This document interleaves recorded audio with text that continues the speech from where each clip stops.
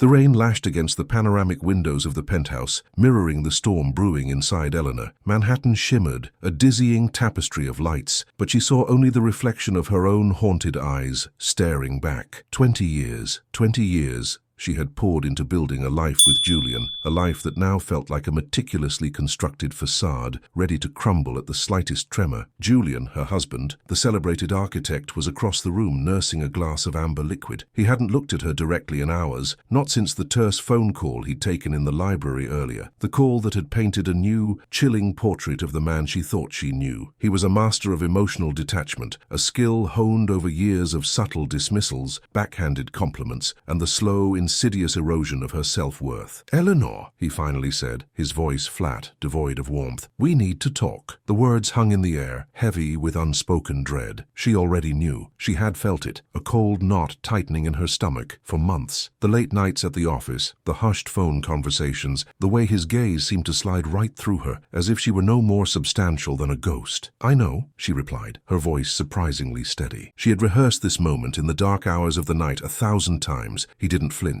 "I'm leaving." The rain intensified, drumming against the glass. Leaving. Such a small, insignificant word to dismantle an empire. For whom? She asked, the question a mere formality. A flicker of something, perhaps guilt, perhaps annoyance, crossed his face. "It doesn't matter. The point is, this isn't working." "Working?" Eleanor repeated, a bitter laugh escaping her lips. "You haven't seen me as a partner in years, Julian. You see me as furniture, something to decorate your life, to reflect well on your success." His jaw tightened. "Don't be dramatic, Eleanor." "Dramatic?" she cried, finally allowing the anger to surface. "I've spent 2 decades sacrificing my own ambitions, my own desires to support you. I gave up my painting, my friends, everything, to be the perfect wife, the perfect hostess, the perfect accessory." He remained impassive, the architect of his own emotional fortress. "You chose that, Eleanor. No one forced you. That was the cruelest cut of all." He was right. She had chosen it. She had allowed herself to be molded, diminished, silenced. She had traded her own voice for the illusion of security, the hollow promise of love. "And now?" she asked, her voice trembling. "What am I supposed to do now?" "I've made arrangements," he said, his voice clipped. "You'll be well taken care of, financially. A generous settlement. More than generous, in fact." He was buying her off, silencing her with money, just as he had silenced her with his indifference. Eleanor looked around the opulent apartment, at the designer furniture, the priceless artwork, the breathtaking view. None of it mattered. It was all a gilded cage, and she had been its willing prisoner. A slow, defiant smile spread across her face. "Keep your money, Julian." He frowned, clearly taken aback. "Don't be ridiculous, Eleanor. You need it." "No," she said, her voice stronger now. "I need my dignity, and that's something you can't buy." She turned and walked away, the rain-streaked windows reflecting not a broken woman, but a woman on the verge of something new, something terrifying, something free. She didn't know where she was going or what she would do, but for the first time in a long time she felt a flicker of hope ignite within her. The storm outside still raged, but within her the first rays of dawn were beginning to break through. Resumo temático. Uma esposa, após anos de menosprezo e humilhação velada, é abandonada emocionalmente pelo marido, mas encontra forças para romper com o relacionamento abusivo e reconstrói sua vida, resgatando sua autoestima e independência. She walked down the hallway, her footsteps echoing in the cavernous space. The apartment, once a symbol of their shared success, now felt like a mausoleum. She grabbed the first suitcase she could find from the walk-in closet, its emptiness mocking the years of carefully curated designer clothes she had accumulated. She packed a few essentials, a black dress she hadn't worn in years, a pair of comfortable walking shoes, and a worn copy of Virginia Woolf's A Room of One's Own, a book she had hidden away, fearing Julian's condescending gaze. As she zipped up the suitcase, a photograph on the bedside table caught her eye. It was a picture of her and Julian taken years ago, on their honeymoon in Italy. They were young, carefree, their faces radiant with hope and love. A pang of sadness pierced her heart. Where had that couple gone? When had their love story turned into a cautionary tale? She picked up the photograph, her fingers tracing the outline of Julian's face. Even then, she could see a hint of the man he would become, the ambition burning in his eyes, the subtle arrogance in his smile. She had chosen to ignore those warning signs, blinded by her own desire for love and acceptance. With a sigh, she placed the photograph back on the table, face down. It was time to let go of the past, to embrace the unknown. She grabbed her suitcase and walked towards the door, her head held high. As she reached the lobby, the doorman, a kind, elderly man named Mr. Henderson, gave her a concerned look. "Leaving for a trip, Mrs. Sterling?" "Yes, Mr. Henderson." she replied, forcing a smile. A very long trip. He hesitated, then reached into his pocket and pulled out a small worn card. I don't usually do this, Mrs. Sterling, but I've seen things. If you ever need anything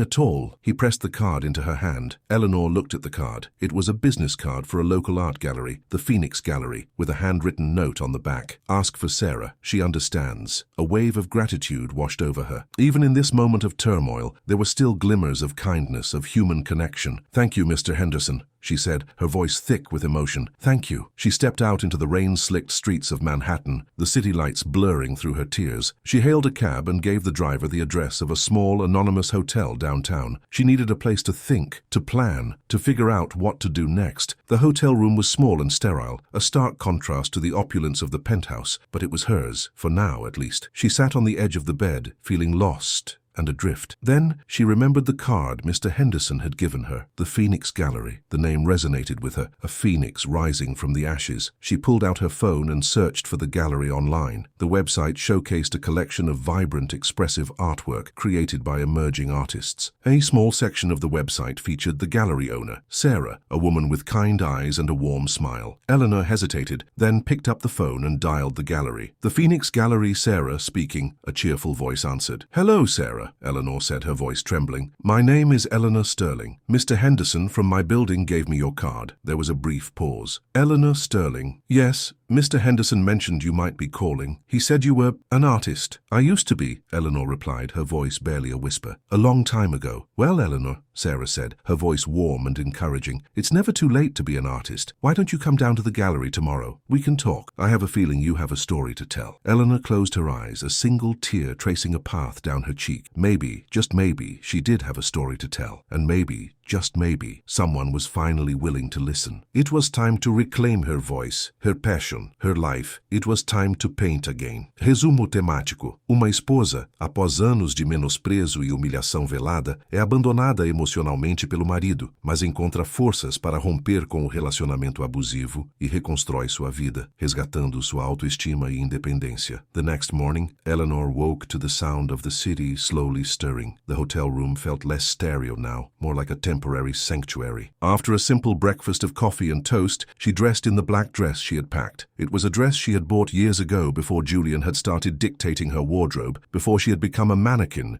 in his carefully curated world. The Phoenix Gallery was located in a bohemian neighborhood, a world away from the polished streets of the Upper East Side. As she walked down the street, she passed quirky boutiques, vintage shops and colorful murals. The air was filled with the aroma of freshly brewed coffee and the sounds of street musicians. It felt alive. The gallery was small but inviting, with large windows showcasing a diverse collection of artwork. As she stepped inside, a bell chimed, and a woman with a warm smile and kind eyes approached her. Eleanor? She asked, extending her hand. I'm Sarah. Eleanor shook her hand, feeling a sense of relief wash over her. Sarah's presence was calming, reassuring. Thank you for seeing me, Eleanor said, her voice still a little shaky. Of course, Sarah replied. Mr. Henderson speaks very highly of you. He says you have a gift. Eleanor blushed. It's been a long time since I've painted, she said. I don't even know if I still have it. We all have it, Eleanor, Sarah said, gesturing towards the artwork on the walls. It's just a matter of finding it again. Come, let's talk. They sat down in a small office at the back of the gallery. Sarah listened patiently as Eleanor recounted her story, her marriage to Julian, her sacrifices, her lost dreams. He always made me feel small, Eleanor said, her voice trembling, like my opinions didn't matter, like my art was just a hobby. He subtly discouraged me until I eventually gave up. Sarah nodded understandingly. That's a form of abuse, Eleanor. Emotional abuse. It's insidious, because it's not always obvious, but it can be just as damaging as physical abuse. Eleanor had never thought of it that way before, but as Sarah spoke, she realized that she was right. Julian hadn't hit her, but he had chipped away at her self-worth piece by piece until she was a shadow of her former self. Mr. Henderson also mentioned that you were quite accomplished before, Sarah continued. He said you were offered a scholarship to the Rhode Island School of Design. Eleanor's eyes widened. How did he know that? Sarah smiled. He knows a lot. He's a very observant man. He saw a portfolio you were discarding a few years back. A wave of shame washed over Eleanor. That portfolio represented a dream she had abandoned. So, what do you want to do now, Eleanor? Sarah asked, her voice gentle. Do you want to paint again? Eleanor hesitated. I don't know if I can,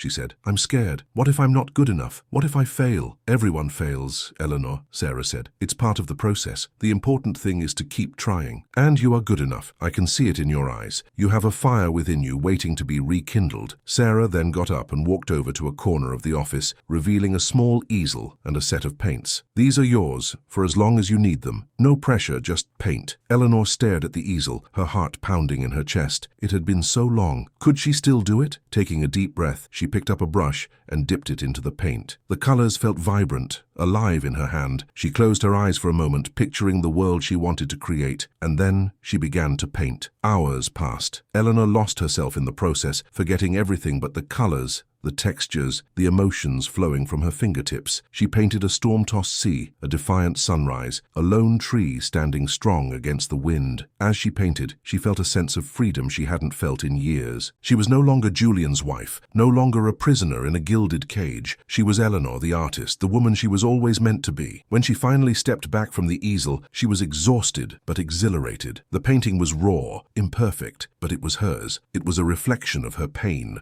her anger, her hope. Sarah walked over and looked at the painting, her eyes widening in surprise. Eleanor, she said, her voice filled with emotion, this is incredible. It's powerful, raw, honest, it's you. Eleanor smiled, a genuine smile that reached her eyes. Thank you, Sarah, she said. Thank you for believing in me. I just gave you the space, Eleanor. You did the work, Sarah replied. Now let's get you some tea and talk about an exhibition. That evening, back in her small hotel room, Eleanor received a call from Julian. Eleanor, he said, his voice sounding strained. Where are you? I've been trying to reach you all day. I'm fine, Julian, she replied, her voice calm and steady. I'm exactly where I need to be. Don't be ridiculous, Eleanor. Come home. We can talk about this. Maybe we can work things out. There was a note of desperation in his voice she'd never heard before. Eleanor laughed, a short, bitter laugh. It's too late for that, Julian, she said. I'm not coming back. You'll regret this, Eleanor, he said, his voice hardening. You can't survive without me. You're nothing without me. Eleanor paused, taking a deep breath. That's where you're wrong, Julian, she said. I am everything with myself, and I am finally free. And I have something to tell you, Julian. Something you never expected. What are you talking about? He demanded. Remember all those charity galas you attended? Eleanor asked, her voice laced with newfound steel. The ones where you networked so diligently. Well, a few years ago, one of those charities, a small art foundation, quietly received an anonymous donation. A very substantial one, enough to keep them running for years. Julian was silent for a moment. Then he asked, his voice barely a whisper, who donated it? Eleanor smiled. I did, Julian. Using my own money. The money you always belittled. The money you thought was just for decorating your life. The money you thought gave you all the power. The line went dead. Eleanor hung up the phone, a sense of triumph washing over her. She had finally found her voice, her power, and she had finally broken free from Julian's control. The storm was over, and the sun was beginning to shine. Resumo temático. Uma esposa, após anos de menosprezo e humilhação velada, é abandonada emocionalmente pelo marido, mas encontra forças para romper com o relacionamento abusivo e reconstrói sua vida, resgatando sua autoestima e independência. The silence that followed was thick, palpable, a testament to the crumbling edifice of Julian's carefully constructed reality. Eleanor felt a strange sense of calm, a quiet satisfaction that came not from malice, but from finally asserting her own agency. She wasn't seeking revenge, she was reclaiming her narrative. The next few weeks were a whirlwind. Sarah proved to be an invaluable ally, guiding Eleanor through the unfamiliar world of art exhibitions and gallery openings. Eleanor threw herself into her work, painting with a fervor she hadn't felt in decades. Each brushstroke was a release, a cathartic expression of the pain and anger she had suppressed for so long. Her paintings were raw, visceral, and undeniably powerful. They spoke of loss and resilience, of darkness and light, of the indomitable spirit of a woman reborn. The Phoenix Gallery buzzed with anticipation as the opening night of Eleanor's exhibition approached. Sarah had managed to generate considerable buzz, and art critics and collectors alike were eager to see the work of this newly discovered talent. Eleanor, however, felt a knot of anxiety tightening in her stomach. Despite the encouragement of Sarah and Mr. Henderson, despite the positive reviews she had received, she still harbored a deep-seated fear of failure, a lingering echo of Julian's dismissive pronouncements. On the evening of the opening, Eleanor stood nervously in the gallery, dressed in a simple but elegant dress. The room was packed with people, their murmurs and laughter creating a vibrant atmosphere. She saw Mr. Henderson, beaming with pride, and Sarah, flitting through the crowd, making introductions and fielding questions. Then she saw him, Julian. He stood near the entrance, his face a mask of carefully controlled composure. He was impeccably dressed, as always, but there was a flicker of something else in his eyes, a hint of uncertainty, perhaps even regret. He approached her slowly, his gaze sweeping over the paintings that lined the walls. He stopped in front of her largest canvas, a depiction of a storm-tossed sea, its waves crashing against a rocky shore. "Impressive," he said, his voice devoid of emotion. "Very dramatic." Eleanor remained silent, her heart pounding in her chest. "I didn't realize you had this in you, Eleanor," he continued. "All these years, I underestimated you." "You did," she replied, her voice steady. "You underestimated me, and you underestimated yourself, Julian. You were so afraid of being overshadowed that you tried to dim my light." He flinched, but said nothing. "I'm sorry, Eleanor," he finally said, his voice barely audible. "I'm sorry for everything." Eleanor looked at him, her eyes filled with a mixture of sadness and pity. She saw not the powerful architect, but a broken man, consumed by his own insecurities. "It's too late for apologies, Julian," she said. "The past is the past. All that matters is the future." He nodded slowly, his gaze fixed on the painting. "What are you going to do now?" he asked. "I'm going to paint," she replied, her voice filled with conviction. "I'm going to create. I'm going to live." Suddenly, a woman's voice cut through the crowd. "Julian, darling, there you are. I've been looking everywhere for you." A young, stunningly beautiful woman, draped in designer clothes, approached them, her arms snaking around Julian's waist. She looked at Eleanor with a mixture of curiosity and disdain. "And who is this?" she asked, her voice dripping with condescension. Julian hesitated, then introduced them. "Eleanor, this is my fiancée, Isabella." Isabella offered Eleanor a perfunctory smile, her eyes cold and calculating. "So you're the ex-wife. I've heard so much about you." Eleanor raised an eyebrow. "Have you? I imagine Julian painted quite the picture." Isabella laughed, a high-pitched, artificial sound. "Oh, he did. He said you were difficult, needy, clingy." Eleanor felt a surge of anger, but she quickly suppressed it. She refused to let this woman provoke her, to drag her back into the darkness she had worked so hard to escape. "Well, Isabella," she said, her voice calm and composed, "I wish you all the best. You're going to need it." She turned and walked away, leaving Julian and Isabella standing alone in the crowd. As she walked, she overheard a snippet of their conversation. "Really, Julian," Isabella was saying, her voice laced with annoyance. "You didn't tell me she was an artist, and a successful one at that. Are you sure she signed that prenup properly? Because, darling, I am not sharing your fortune with her." Eleanor smiled. It seemed Julian hadn't learned his lesson. He had traded one gilded cage for another, one controlling woman for another. And she, Eleanor, was finally free. Free to paint, free to love, free to live her life on her own terms. She walked over to Sarah, who was watching the scene with a knowing smile. "Well," Sarah said, "that was interesting." "Indeed," Eleanor replied, "but it's his problem now. I have paintings to sell." As the evening progressed, Eleanor's paintings began to sell, one by one. Art collectors, critics, and even casual observers were drawn to her raw talent and her compelling story. By the end of the night, every single painting had been sold, and Eleanor was the toast of the art world. The next day, Eleanor received a call from her lawyer. "Mrs. Sterling," he said, "I have some rather unexpected news. Mr. Sterling has filed for divorce, and he's contesting the prenuptial agreement." Eleanor frowned. "On what grounds?" "He's claiming emotional distress. He says you were manipulative and controlling, and that you forced him into signing the agreement." Eleanor burst out laughing. "That's absurd. He was the one who was manipulative and controlling." "I know, Mrs. Sterling," the lawyer said, "but we need to be prepared. He's hired a very aggressive attorney. This could get messy." Eleanor sighed. It seemed Julian wasn't quite finished with her yet, but she was no longer the timid, submissive woman he had known for so long. She was a survivor, a fighter, a woman who had found her voice and her power, and she was ready to fight for her freedom, for her dignity, for her life. She knew that Julian thought he had one last card to play, one final way to exert control. He was wrong. Eleanor had been playing a longer game, a game he didn't even know existed. The anonymous donation to the Art Foundation wasn't just an act of generosity. It was a carefully calculated move, a way to ensure her own independence, a way to build a life beyond his reach. And now it was time to reveal her final devastating move. "Tell him," Eleanor said, her voice cold and determined. "Tell him I'm looking forward to seeing him in court. And tell him to check the fine print on the Foundation's charter. He might be surprised to find who the primary beneficiary is, should the Foundation ever dissolve."